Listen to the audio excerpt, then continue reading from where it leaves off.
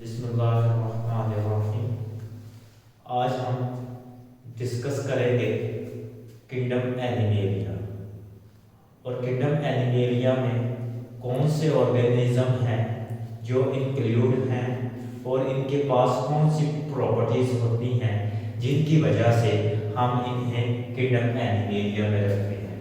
तो Robert B takers ने क्या 5 किंगडम सिस्टम दिया था जिसमें उसने मुख्तलिफ ऑर्गेनिज्म को उनकी प्रॉपर्टीज की बेस पे डिवाइड किया था। तो सबसे पहले हम एनिमेलिया का वर्ड देख लेते हैं किस जुबान से डिराइव हुआ। एनिमेलिया का जो वर्ड है वो लैटिन वर्ड है एनीमिया, ठीक है। लैटिन वर्ड है एनीमा, इसका मतलब है ब्रीथ और सो। वो ऑर्गेनिज्म जो कि सांस लेते हैं या उनके पास रूह होती है। रूह हमारी जो है बिलीव्स में आती है। किसमें आती है? बिलीव्स में आती है। ये जर्नल एनिमेलिया का वर्ड एनिमा से डिराइव हुआ है, इसका मतलब है ब्रीथ और सो। इसके बाद हम डिस्कस करेंगे वो जिस तरह हमने किंगडम प्लांटी में वो ऑर्गेनिज्म रखे थे जो ऑटोट्रॉफ थे और मल्टीसेलुलर थे। इसमें किंगडम एनिमेलिया में हम बेसिक प्रॉपर्टीज डिस्कस करेंगे। क्या करेंगे? बेसिक प्रॉपर्टीज डिस्कस करेंगे। जिन प्रॉपर्टीज को, जिन रूल्स को फॉलो करते हुए वो ऑर्गेनिज्म जो इन प्रॉपर्टीज या रूल को, इन कैरेक्टरिस्टिक्स को फॉलो करेंगे, हम उनको किंगडम एनिमेलिया में रख देंगे। सबसे पहली प्रॉपर्टीज क्या है कि वो मल्टी सेलुलर होने चाहिए। क्या होने चाहिए? Multi cellular. मल्टी सेलुलर में their body consist of more than one cell. Second properties क्या है कि दे आर हेटेरोट्रॉफ्स, ठीक है। क्या होने चाहिए? ये हेटेरोट्रॉफ्स होने चाहिए। हेटेरोट्रॉफ्स उनको कहते हैं जो अपनी खुराक खुद तैयार नहीं कर सकते। प्लांट ऑटोट्रॉफ्स हैं और एनिमल्स क्या हैं? हेटेरोट्रॉफ्स हैं। ऑर्गेनिज्म जो अपनी खुराक खुद तैयार नहीं कर सकते वो क्या होंगे? किंगडम एनिमेलिया में है। लेकिन इसमें एक पॉइंट ये भी है कि जो प्रोटिस्ट थे वो भी हेटेरोट्रॉफ थे, वो भी मल्टीसेलुलर थे, लेकिन वो क्यों नहीं इसमें आ रहे? तो इसके साथ हेटेरोट्रॉफ्स के साथ उसने एक शर्त लगाई है कि ये इंजेस्टिव होने चाहिए। क्या होने चाहिए? इंजेस्टिव हेटेरोट्रॉफ्स होने चाहिए कि अपनी खुराक को क्या करें? इंजेस्ट करें और अपनी बॉडी के अंदर डाइजेस्ट करें। क्योंकि फंजाई भी क्या थी? वो मल्टीसेलुलर ऑर्गेनिज्म थी, लेकिन वो क्या करती थी? अपनी खुराक बॉडी में डाइजेस्ट नहीं करती थी, वो आउटसाइड द बॉडी डाइजेस्ट करती थी।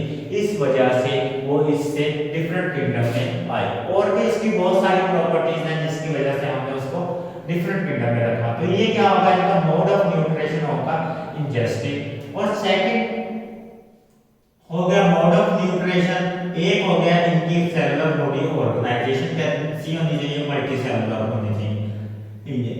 और आगे हम मूव ऑन करेंगे तो हम पढ़ेंगे कि ये जो ऑर्गेनिज्म है ये प्री एग्जिस्टिंग ऑर्गेनिज्म से अराइज करते हैं। जिस तरह सेल थ्योरी थी कि जो सेल है वो प्री एग्जिस्टिंग सेल से अराइज करता है। Living things always arise from pre existing thing. तो जो ऑर्गेनिज्म है ये भी क्या करेंगे? प्री एग्जिस्टिंग सेल से, प्रीडेसेसर से अराइज करेंगे। तो वो अराइज किस तरह होता है? ये एग और स्पर्म की फ्यूजन से, एग और स्पर्म की फ्यूजन से क्या बनाते हैं? जाइगोट बनाते हैं। क्या बनाते हैं? जाइगोट बनाते हैं। और जाइगोट के पास वो तमाम जेनेटिक मटेरियल होता है कि जो कि एक इंडिविजुअल, न्यू इंडिविजुअल बना देता है। अब एग और स्पर्म को हम कहते हैं गैमेट्स। क्या कहते हैं? गैमेट्स। ये होते हैं हैप्लॉइड। इनके पास क्या होता है? जेनेटिक मटेरियल होता है हैप्लॉइड। स्पर्म भी हैप्लॉइड होता है और ये फ्यूजन के बाद क्या बना देते हैं? हमारे पास डिप्लॉइड जाइगोट। और डिप्लॉइड जाइगोट पे हमारे पास क्या बना देती है, मल्टी सेलुलर बॉडी बना देती है, जो कि इन्वायरमेंट में सरवाइव करती है। ये इनकी चंद एक बेसिक प्रॉपर्टीज थी कि सबसे पहले मल्टी सेलुलर होने चाहिए, दूसरा ये क्या होने चाहिए, इंजेस्टिव हेटेरोट्रॉफ्स होने चाहिए, उसके बाद एग और स्पर्म जो फ्यूजन इनकी डेवलपमेंट है वो एग और स्पर्म की फ्यूजन से होनी चाहिए और इनकी लाइफ में जाइगोट बनना चाहिए।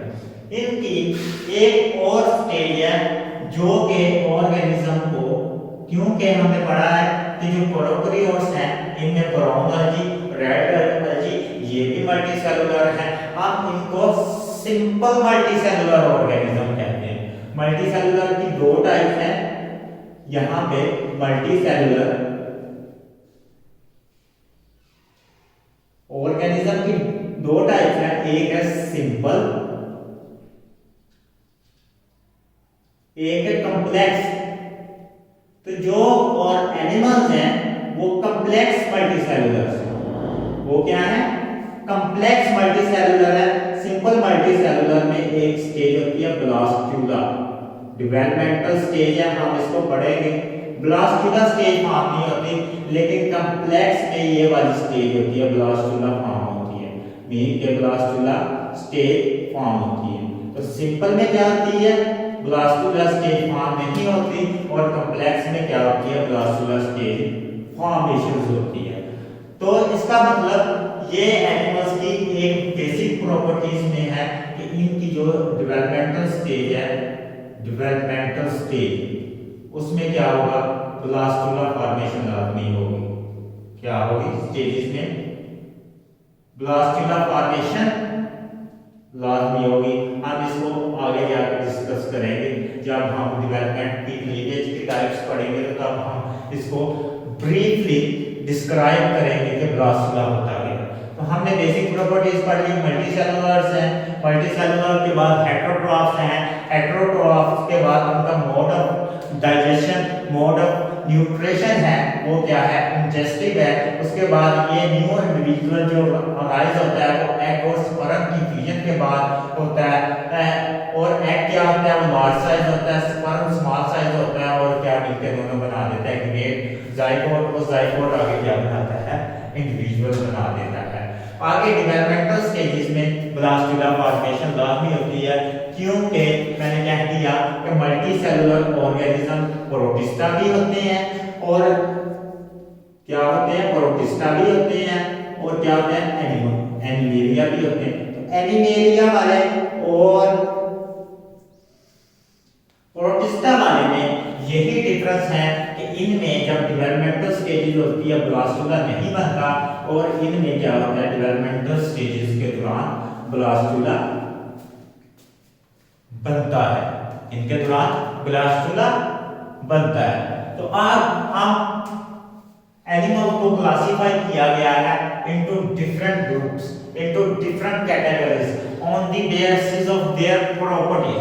पहले हमने ऑर्गेनिजम्स को डिवाइड कर लिया डिफरेंट 5 किंगडम्स में on the basis of their properties, mode of nutrition and cellular organisation. अब हम क्या करेंगे, किंगडम एनिमेलिया को डिफरेंट फाइलम्स में डिवाइड करेंगे on the basis of different categories, on the basis of different properties. तो साथ साथ हम थोड़ी सी वो प्रॉपर्टीज भी डिस्कस करेंगे, और उसके साथ साथ हम किंगडम एनिमेलियास को डिवाइड भी करेंगे। हमने पढ़ा है कि जो प्रोटिस्ट थे वो क्या थे, यूकेरियोटिक थे। प्रोटिस्ट क्या थे, यूकेरियोटिक थे, और ये क्या थे, यूनिसेलुलर भी थे और सिंपल मल्टी सेलुलर भी थे। क्या थे, यूनिसेलुलर भी थे, मल्टी सेलुलर भी थे। तो ये बिलीव किया जाता है कि जो एनिमल्स हैं कॉम्प्लेक्स मल्टी सेलुलर ऑर्गेनिज्म वो किससे बने हैं, प्रोटिस्टा से अराइज हुए। तो प्रोटिस्टा से ये बिलीव किया जाता है कि पहले 2 ग्रुप अराइज हुए, एक ग्रुप था पैरोजोआ, दूसरा ग्रुप था यूमेटोजोआ।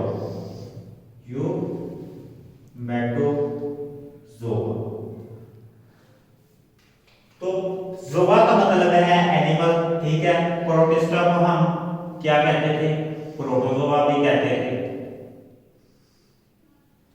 तो पैराजोआ आगे फर्दर किसमें जाता है?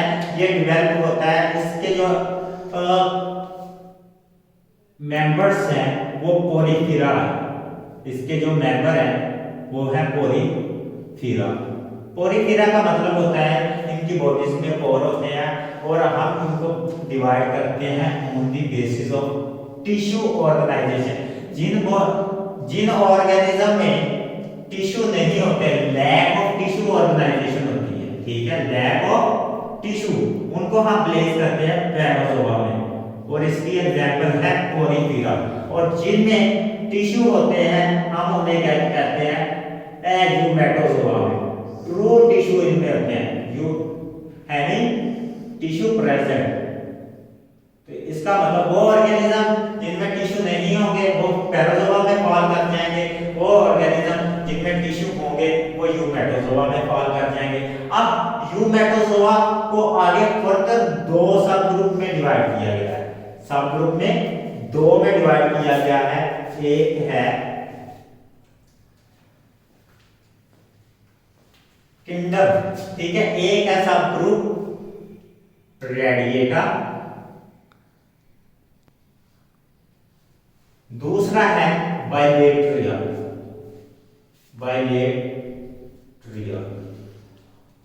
अब ये जो इनकी डिवीजन प्रोटिस्टा से जो हमारे पास एनिमल अराइज हुआ, हमने उनकी डिवीजन की on the basis of their tissue organisation. अब यूमेटोजोआ को हम फर्दर डिवाइड कर रहे हैं on the basis of their symmetry. जिनके पास बाइलेटरल सिमेट्री है हमने उन्हें बाइलेट्रिया में प्लेस कर दिया, जिनके पास रेडियल सिमेट्री है हमने उन्हें रेडिएटा में प्लेस कर दिया। तो रेडिएटा में आगे जो ऑर्गेनिज्म फॉल करते हैं हम उन्हें कहते हैं सिलोन्ट्रेट। क्या कहते हैं? निगेरिया, या क्या कहते हैं? सिलोन्ट्रेट। अब बाइलेट्रिया को भी ये रेडिएटा में यही ऑर्गेनिज्म आते हैं, लेकिन बाइलेट्रिया को आगे हमने फर्दर तीन ग्रुप्स में डिवाइड किया। किसमें? तीन ग्रुप्स में। तो सबसे पहले किस बेस पे? इनकी बॉडी कैविटी की बेस पे। किस बेस पे? बॉडी कैविटी की बेस पे हमने बाइलेट्रिया को तीन ग्रुप्स में डिवाइड कर दिया। इसको किया हमने सिमेट्री की बेस पे, सिमेट्री। इसको अब हम डिवाइड करेंगे बाइलेट्रिया को बॉडी कैविटी की बेस पे, जिसे हम सीलोम कहते हैं, जिसे हम सीलोम कहते हैं। अब इनके फर्दर तीन थे। एक है एसिलोमेट जिनमें सीलोम प्रेजेंट ना हो, यानी कि बॉडी कैविटी। दूसरा है सीडोसिलोमेट का मतलब है जिनमें बॉडी कैविटी प्रेजेंट हो। तीसरा है सिलोमेट जिनमें ट्रू बॉडी कैविटी प्रेजेंट हो। तो ये तीन सब ग्रुप में आगे बाइलेट्रिया को हमने डिवाइड कर दिया। अब एसिलोमेट में कौन से ऑर्गेनिज्म आते हैं? वो है प्लैटीहेलमिन्थेस। क्या है? प्लैटीहेलमिन्थेस। हम इनको फ्लैटवर्म, ठीक है, ये इनका साइंटिफिक नेम है, ठीक है, इसके फाइलम का इनको हम क्या कहते हैं? फ्लैटवर्म भी कहते हैं, फ्लैटवर्म्स। सीडोसिलोमेट में आते हैं एस्चिहेलमिन्थेस। क्या आते हैं? सीडोसिलोमेट में आते हैं एस्चिहेलमिन्थेस। तो इनको हम रोमवर्म भी कहते हैं और निमाटोडा भी कहते हैं, ठीक है। निमाटोडा एस्चिहेलमिन्थेस के पालक का दूसरा नेम है, और हम इनको क्या कहते हैं? रोमवर्म्स भी कहते हैं। तो ये इनके डिफरेंट नेम्स हैं जो कि रिपीट होंगे। रोमवर्म्स, ये फ्लैटवर्म्स और ये राउंडवर्म। एक है सिलोमेट। सिलोमेट को आगे दो फर्दर कैटेगराइज मेजर कैटेगराइज में डिवाइड किया गया, दो मेजर कैटेगराइज में डिवाइड किया गया है। उसे हम कहते हैं, एक कैटेगरी है उसे हम कहते हैं ड्यूटेरोस्टोन्स, एक कैटेगरी को कहते हैं हम प्रोटोस्टोन्स। ठीक है, एक है प्रोटोस्टोन्स, एक है ड्यूटेरोस्टोन्स। अब ये कैटेगरीज किसकी बेस पे बनी है? एक डेवलपमेंटल स्टेज है फेट ऑफ ब्लास्टोपोर। ब्लास्टोपोर की जो फेट है, उसकी जो किस्मत है वो क्या है, उसकी बेस पे हमने ये कैटेगरीज बनाई है। मतलब जिनमें ब्लास्टोपोर माउथ बनाएगा वो हम प्रोटोस्टोन को कहते हैं, और जिनमें ब्लास्टोपोर माउथ बनाएगा उनमें हम उनको कहते हैं ड्यूटेरोस्टोम, और जिनमें ब्लास्टोपोर माउथ बनाएगा, एनस बनाएगा, उसको हम क्या कहते हैं? ड्यूटेरोस्टोम। जिनमें ब्लास्टोपोर एनस बनाएगा हम उन्हें कहते हैं ड्यूटेरोस्टोम, और जिनमें ब्लास्टोपोर एनस माउथ बनाएगा उनको हम कहते हैं प्रोटोस्टोम। तो अब ये प्रोटोस्टोम और ड्यूटेरोस्टोम को आगे फर्दर दो ग्रुप्स में डिवाइड किया गया है, आगे दो फर्दर ग्रुप में डिवाइड किया गया है। इनको हम ड्रा कर लेते हैं किन किन फाइलम में डिवाइड किया गया है। सबसे पहले है एनिलिडा, एनिलिडा,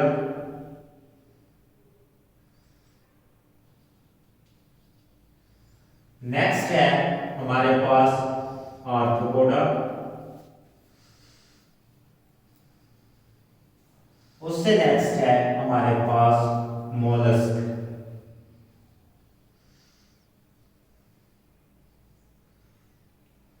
ये तीन फाइलम में आगे डिवाइड किया गया। ड्यूटेरोस्टोम्स में को भी फर्दर तीन फाइलम में डिवाइड किया गया है। एक है हमारे पास इकाइनोडर्मेटा, दूसरा है हमारे पास हेमिकोडेटा,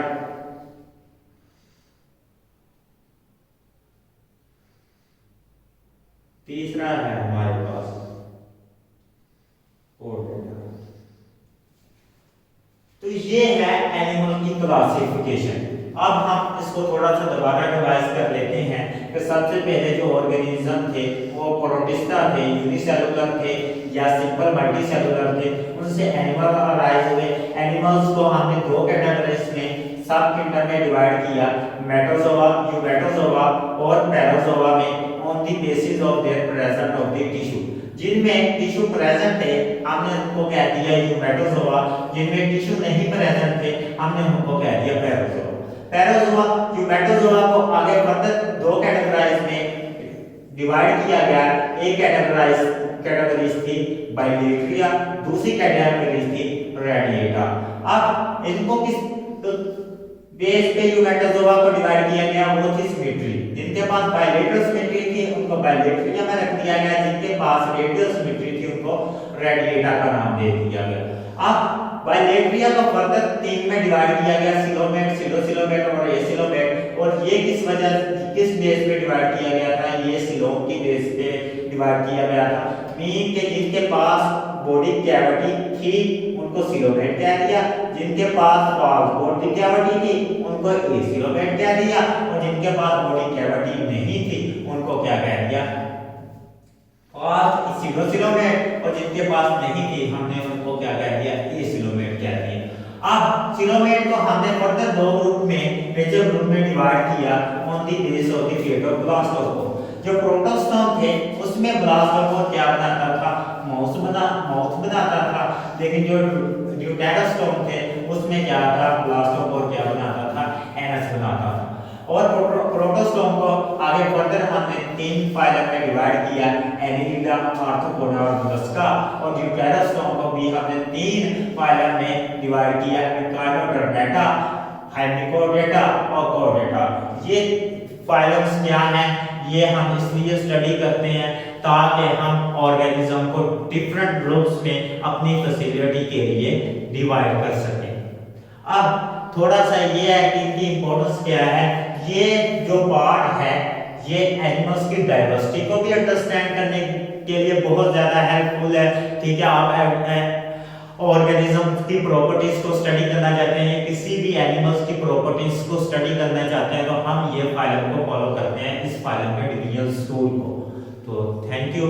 इसके बाद हमने नेक्स्ट चैप्टर में, जो कि इसकी बेस है चैप्टर की, हमने वो कुछ टॉपिक्स स्टडी करने हैं। वो है हमारे पास है क्लीवेज क्या होती है,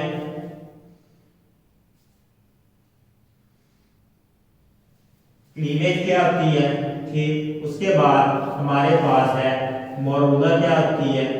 इस चैप्टर में जो इम्पोर्टेंट है हमारे पास मोरुला क्या होती है। उसके बाद हमारे पास लेयर्स क्या होती हैं, ब्लास्टुला स्टेज क्या होती है, ब्लास्टुला, इससे रिलेटिव टर्म्स जैसे ब्लास्टोसियोल,